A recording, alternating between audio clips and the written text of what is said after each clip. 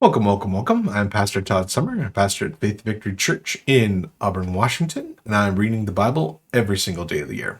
So thank you for joining me. Today, we're going to read some Bible verses to talk about the cost of following Jesus. So let's get into it.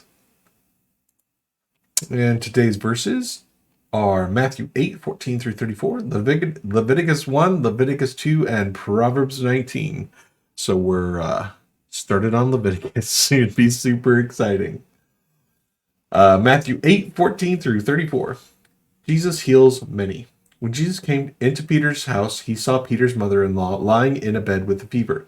He touched her hand and the fever left her, and she got up and began to wait on him. When the evening came, many who were demon-possessed were brought to him, and he drove out the spirits with a word and healed all the sick. This was to fill what was spoken throughout the prophet Isaiah. He took up our infirmaries and bore our diseases. The cost of following Jesus. When Jesus saw the crowd around him, he gave orders to cross to the other side of the lake. When the teacher of the law came to him and said, "Teacher, I will follow you wherever you go," Jesus replied, "Foxes have dens and birds have nests, but the Son of Man has no place to lay his head." Another disciple said to him, "Lord, let me go and bury my father." But Jesus told him, "Follow me, and let the dead bury their own dead." Jesus calms the storm. Then he got on a boat, and his disciples followed him. Suddenly, a furious storm came up on the lake, so that the waves swept over the boat. But Jesus was sleeping. The disciples went to him and woke him, saying, "Lord, save us, we're going to drown." He replied, "You of little faith, why are you so afraid?" Then he got up and rebuked the winds and the waves, and it was completely calm. The men were amazed and asked, "What kind of man is this? Even the winds and the waves obey him." Jesus restores two demon-possessed men. When he arrived at the other side of the region of Gadarenes, two demon-possessed men coming from the tombs met him. They were so violent that no one could pass that way. "What do you want with us, Son of God?" they shouted. "Have you come to torture us before the appointed time?" Some distance from them, a large herd of pigs was feeding. The demons begged Jesus, "If you drive us out, send us into the herd of pigs." He said to them, "Go." They came out and went into the pigs, and the whole herd rushed down a steep bank into the lake and died in the water. Those tending the pigs ran off, went into town, and reported all this, including what happened to the demon-possessed men. Then the whole town went out to meet Jesus, and they saw him. They pleaded with him to leave their region. Leviticus 1, the burnt offering. The Lord called Moses and spoke to him from the tent of the meeting. He said, "Speak to the Israelites and say to them, when anyone among you brings an offering to the Lord, bring as your offering an animal from either the herd or the flock. If the offering is a burnt offering from the herd, you are to offer a male without defect. You must present it at the entrance of the tent of the meeting, so it may be acceptable to the Lord. You are to lay your hand on the head of the burnt offering, and it will be accepted on your behalf to make atonement for you. You are to slaughter the young bull before the Lord, and then Aaron's sons, the priest, shall bring the blood and splash it against the sides of the altar at the entrance to the tent of the meeting. You are to skin the burnt offering and cut it into pieces. The sons of Aaron and the priests are to put the fire on the altar and arrange the wood on the fire. Then Aaron's sons, the priests, shall arrange the pieces, including the head and the fat, on the wood that is burning on the altar. You are to wash the internal organs and legs with water, and the priest shall burn all of it on the altar. It is a burnt offering, a food offering, an aroma pleasing to the Lord. If the offering is a burnt offering from the flock, either sheep or goats, you are to offer a male without defect. You are to slaughter it at the north side of the altar before the Lord, and Aaron's priest shall splash its blood on the sides of the altar. You are to cut it into pieces, and the priest shall arrange them, including the head and the fat, on the wood that is burning on the altar. You are to wash the internal organs and legs with water, and the priest is to bring them all and burn them on the altar. It is a burnt offering, a food offering, an aroma pleasing to the Lord. If the offering to the Lord is a burnt offering of birds, you are to offer a dove or a young pigeon. The priest shall bring it to the altar, wring its head, and burn it onto the altar. Its blood shall be drained out the side of the altar.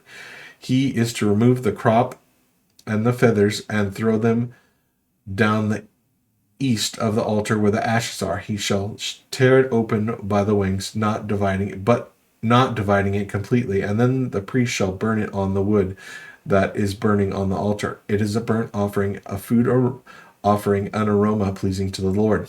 Leviticus 2, the grain offering. When anyone brings a grain offering to the Lord, their offering is to be of the finest flour. They are to pour olive oil on it, put incense on it, and take it to Aaron's sons, the priests. The priest shall take a handful of the flour and oil together with all the incense and burn it. This as a memorial portion on the altar, a food offering, an aroma pleasing to the Lord. The rest of the grain offering belongs to Aaron and his sons. It is a most holy part of the food offerings presented to the Lord.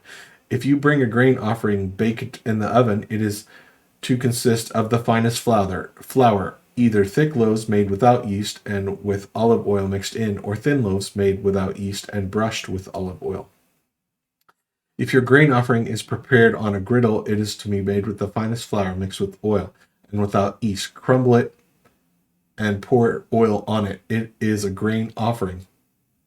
If your grain offering is cooked in a pan, is to be made with the finest flour and some olive oil. Bring the grain offering made of these things to the Lord. Present it to the priest, who shall take it to the altar. He shall take out the memorial portion from the grain offering and burn it on the altar as a food offering, an aroma pleasing to the Lord. The rest of the grain offering belongs to Aaron and his sons. It is the most holy part of the food offerings presented to the Lord. Every grain offering you bring to the Lord must be made without yeast, for you do not burn any yeast or honey in the food offering presented to the Lord.